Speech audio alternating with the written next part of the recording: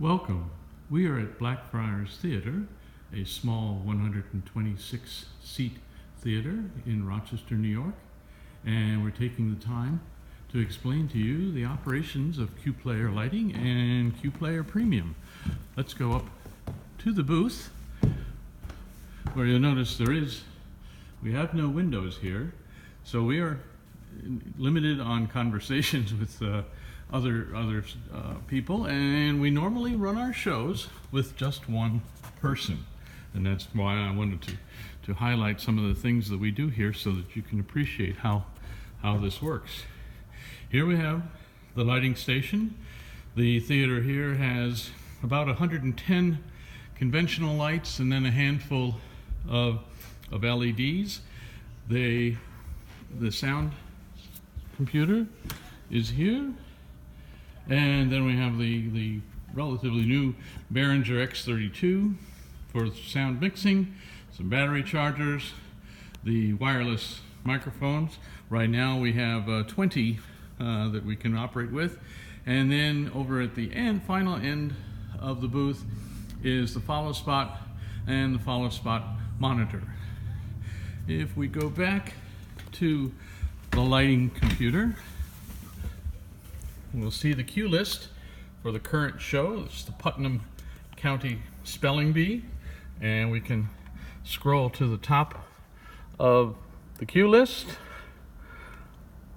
And yes, indeed, there are quite a few cues. I think there's somewhat over 180 cues, lighting cues in this show, which is not unusual for us.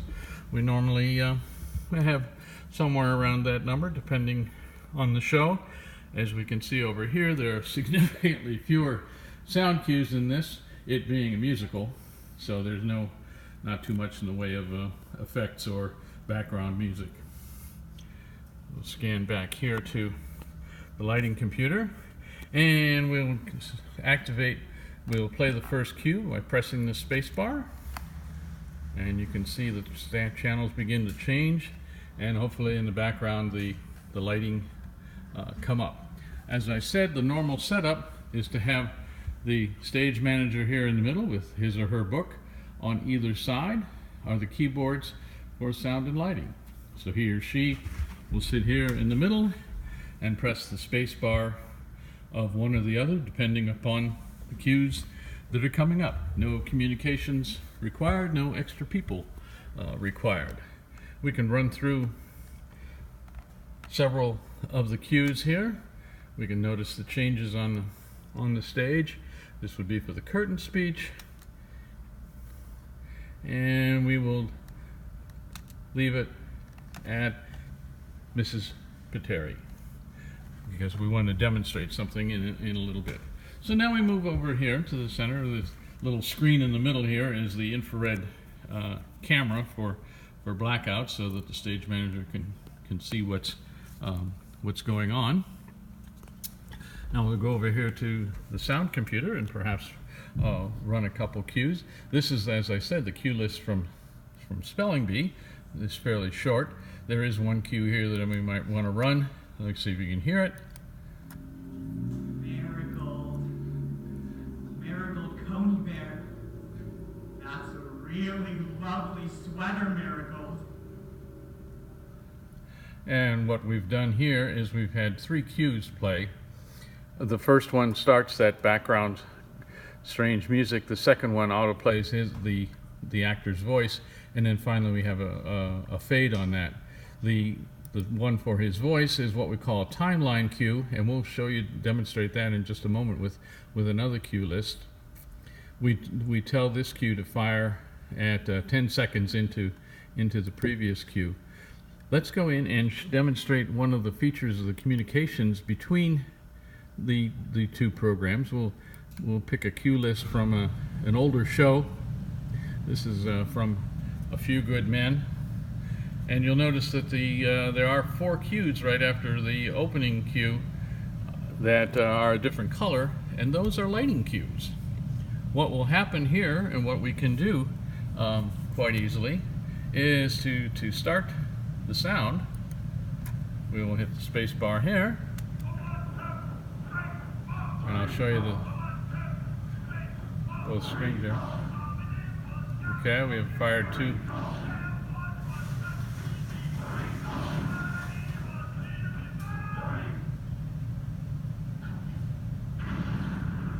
Alright, and you can see that all those cues were coordinated with a particular part of the sound. Those, again, were timeline cues. One thing I forgot to mention back here over on lighting, in conjunction with the follow spot, we can have follow spot prompts. We go over and you can see the blue screen over right underneath the follow spot, and we'll come back here to the cue list, and we can play after Barfy enters. We can have Barfy sit. It gets dark, and we have automatically played a follow spot cue for the upcoming cue. And we'll go over here, and you can see, if I expand it a little bit, that the prompt is olive door center. So here we don't need to really communicate a cue to the follow spot operator verbally.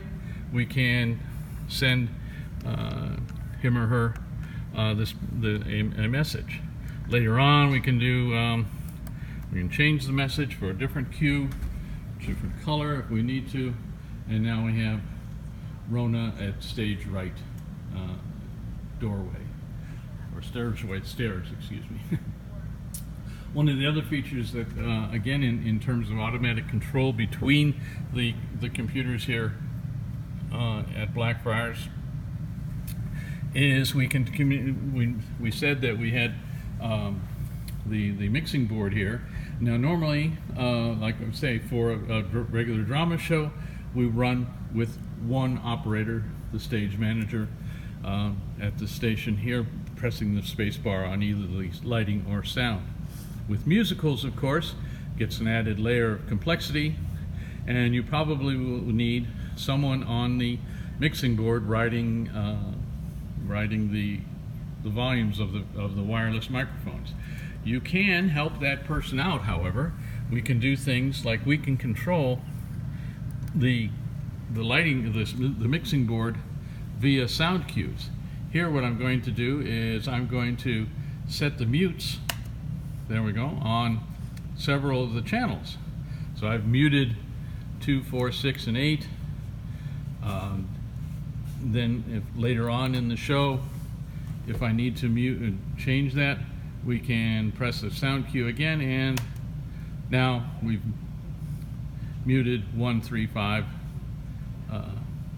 We've muted, excuse me, muted 2, 4, 6, and 8, and enabled 1, 3, 5, and 9.